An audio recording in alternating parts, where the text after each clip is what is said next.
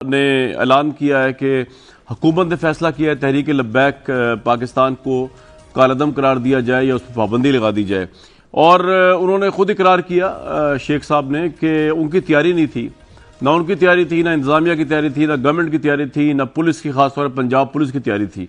अगर हम दिखा सकें आज भी जनरल हॉस्पिटल के ऊपर भी तहरीक लब्बैक जो है उनके जो हामी लोग थे उन्होंने जिस तरह अटैक किया हॉस्पिटल के ऊपर, जिस तरह पुलिस वालों को मारा गया, जिस तरह लॉ एंड ऑर्डर को अपने हाथ में लिया गया, ये आपके सामने फुटेजेस चल रही हैं। 2 एहलकार शहीद हुए इन तमाम मामलात के अंदर और बेतहाशा लोग जख्मी हुए हैं, बेतहाशा पुलिस वाले जख्मी हुए हैं। हर जगह पे जो है लॉलेसनेस नजर आई, खासतौर पे पंजाब में लाहौर की सड़कों के ऊपर। और हुकूमत जो थी वो बिल्कुल तैयार नहीं थी।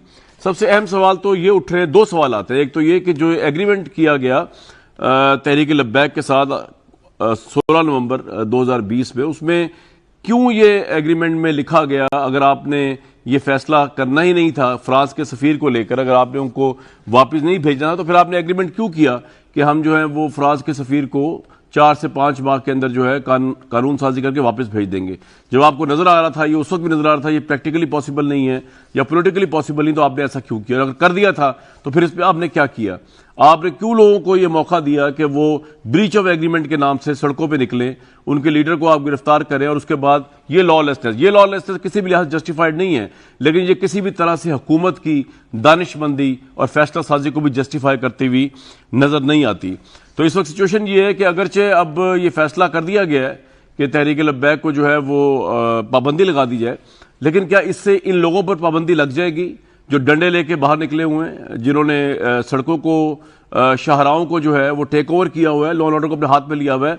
जैसे मजीद क्यास फैलेगा, इस पे जरूर बात कर लेंगे। साथ साथ पॉलिटिकल मंजरनामे पे बहुत बड़ी चेंज आई है। पहले हमजा शहबाज और शहबाज शरीफ जो है वो अदालत से जमानत पर रहा हो चुके, और इस रिहाई को लेकर एक तो परसेप्शन ये उभर रहा है कि अब PMLN के अंदर मरियम नवाज साहिबा का नैरेटिव जो है वो नीचे आएगा, जबकि मुसाहलत और नॉन कन्फ्रंटेशनल स्टैंस जो है शहबाज शरीफ का वो ऊपर आएगा। लेकिन पीपल्स पार्टी इसको बिल्कुल डिफरेंट तरीके से देख रही है।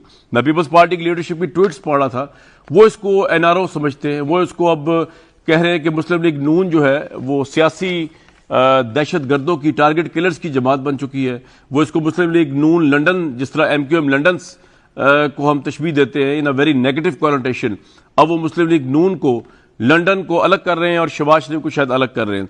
चौधरी मंजूर साहब की ट्वीट्स मेरे सामने, शाजिया मरी साहिबा की ट्वीट्स मेरे सामने, जिसमें एम्फसाइज ये किया गया है कि डील्स के जरिए जो है पहले खाकान अब्बासी को अमेरिका जाने दिया गया ECR में नाम होने के बावजूद, हमदा शहबाज शरीफ को निकाला गया। मरियम नवाज के मुतालिक कोर्ट ने कहा है कि जी नैब ने जब इनको गिरफ्तार करना हो तो 10 दिन पहले आगाह करे, और अब हम शहबाज शरीफ को जो है रिहाई मिल गई है जमानत पे, इसको जो है पीपल्स पार्टी वाले अब डील का नाम दे रहे हैं और ये कह रहे हैं कि ये एस्टैब्लिशमेंट की पार्टी है। तो जंग ये चल रही है बेसिकली कि मुस्लिम लीग नून के नजदीक वो एक असूली ऑपोजिशन है और 1 नंबर ऑपोजिशन है, जबकि पीपल्स पार्टी के नजदीक 2 नंबर ऑपोजिशन पार्टी है जो कि अब एस्टैब्लिशमेंट के साथ मिल चुकी है, जो कि पीपल्स पार्टी के नजदीक बेसिकली वो असल ऑपोजिशन है, जबकि ये 2 नंबर लोग हैं। PMLN वाले जो है ये एस्टैब्लिशमेंट के साथ मिले हुए, इन्होंने डील्स की है, ये जमहूरियत मुखालिफ है।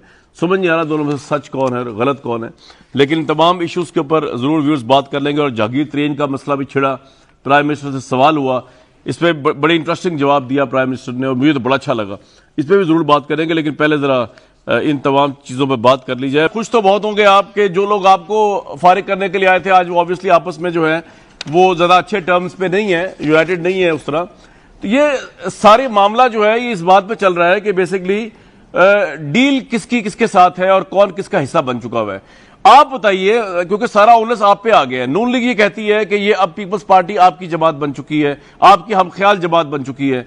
पीपल्स पार्टी ये कहती है कि शहबाज शरीफ जिस तरह आज रिहा हुए हैं, हमजा शहबाज जिस तरह रिहा हुए हैं, मरियम नवाज को जिस तरह 10 दिन का वो मिला है, ये सब हुकूमती डील हुई है या वॉट एवर डील हुई है जिसकी वजह से रिलीफ इनको मिल रहा है। आप बताएं सर, आप किन किन से डील कर रहे हैं, किन किन को रिहाई दिलवा रहे हैं? शहरियार भाई, जनरल जिलानी हो या पापा प्रेसिडेंट अयूब हो, वहाँ से ये जो दोनों पार्टीज का स्टार्ट होता है और फिर बात आती है डस्टबिन में वो शो कॉज नोटिस फेंकना और फिर ग्रुप से निकालना और फिर बाप ये जो कहा जाता है कि जी बिलावल भुट्टो साहब को मरियम बहन ने बार बार याद दिलाने की कोशिश की कि बाप ये बलूचिस्तान अवामी पार्टी नहीं, ये वो जरदारी साहब, और फिर ये सिलसिला चलता रहा। तो अब इस नहज पे पहुंच गए कि इसके बहुत पहले हमने कह दिया था कि इन्ना लिल्लाहि व इन्ना इलैहि राजिऊन। ये अभी इनकी आने वाले दिनों में इनकी सियासत आप देखें, इंशाल्लाह इनको दुश्मनों की जरूरत नहीं है, ये खुद उस नहज पे पहुंचेंगे, एक दूसरे को नोच खा जाएंगे। इनकी औकात, इनकी चोरियां, इनकी वफादारियां। अब ये मैं जुबैर भाई मेरे भाई हैं, I have lot of respect for him, यानी सुप्रीम कोर्ट पे जिसने चढ़ाई की थी अदालतों के बारे में, और फिर ये पनामा के बारे में जो इनके अभी अल्फाज थे, इनके साबका वजीर आजम ने पार्लियामान में क्या कहा था कि ये है वो जराए, और इनकी मरियम नवाज साहिबा ने क्या कहा था कि मेरी तो कोई प्रॉपर्टी नहीं। कौम नहीं भूली जिस स्टैम्प पेपर पे आप मुल्क से बाहर गए, जिस तरीके से गए। इन तमाम चीजों का लुबे-लुबाब ये है कि प्राइम मिनिस्टर इमरान खान बारहा कह रहे हैं कि मुल्क के लिए ऐवान के अंदर आए, जितने रिफॉर्म्स करने हैं, चाहे वो नैब के हवाले से हो, चाहे क्रिमिनल जस्टिस सिस्टम हो, चाहे वो जुडिशल रिफॉर्म्स हो, चाहे नेशनल सिक्योरिटी इश्यूज हो, आए पाकिस्तान के तमाम प्रॉब्लम्स पे बात करते हैं। लेकिन जब आपको बुलाया जाता है जॉइंट सेशन कश्मीर पे, तो फिर आप पेरोल की बात करते हैं। जब फेटफ की बात आती है तो आप नैब के खत्म करने की बात, तो आप क्यों नहीं आते पार्लियामान में?